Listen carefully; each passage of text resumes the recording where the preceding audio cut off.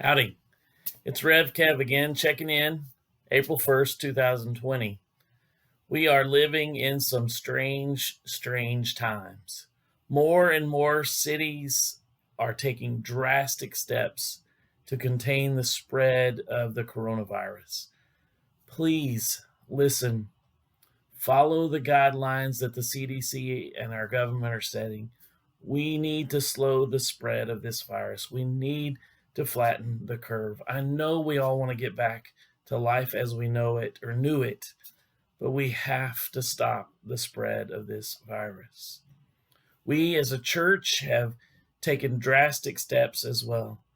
We have canceled all of our face-to-face large group meetings for the immediate future and have moved as much as we can anyway, our ministry online.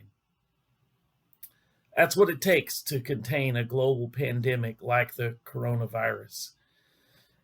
But something we must remember, even if every Christian was quarantined to their homes for the next several months, in the worst possible scenario, you cannot quarantine the gospel. It is an unstoppable contagion that does not hurt, it heals. It doesn't destroy, it transforms. It doesn't bring death, it brings life. The Apostle Paul understood this well. At the end of his life, he was stuck in a jail cell, chained to a Roman soldier, waiting to be executed.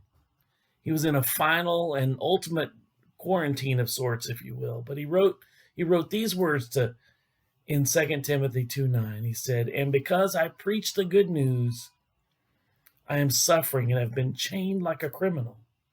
But the word of God cannot be chained." I love that last phrase. But the word of God cannot be chained. That message was spreading and multiplying even while Paul was in quarantine on death row.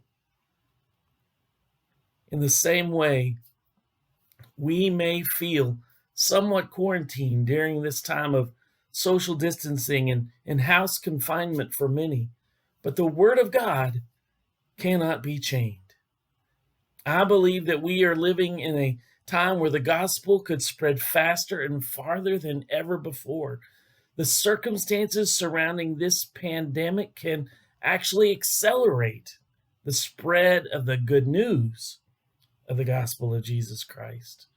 For the first time in many years, people are turning to God, worried about death and concerned about life, concerned about the afterlife. You know, I've been sharing the gospel for over 20 years now professionally, and I can't think of a time more ready for the spread of the gospel than now. We must lovingly share this hope with the world in new and inventive ways. This Sunday, we will share worship online again. Please join us at 9:20 a.m. on Sunday morning via Facebook or YouTube, where we will spend our Sunday morning focused on Palm Sunday. We'll have a kind of unique palm parade that we're working on. Then our focus for our last message in the Wilderness Time series will be how wilderness time is a time for new beginnings. At the end of the service, I will lead us in a communion liturgy and then invite you to come to the church for drive-through communion. We'll ask you to stay in your vehicle. The staff and I will take all of the necessary safety precautions and stand in the front driveway passing out prepackaged communion elements. We'll be in the parking lot from about 10 a.m.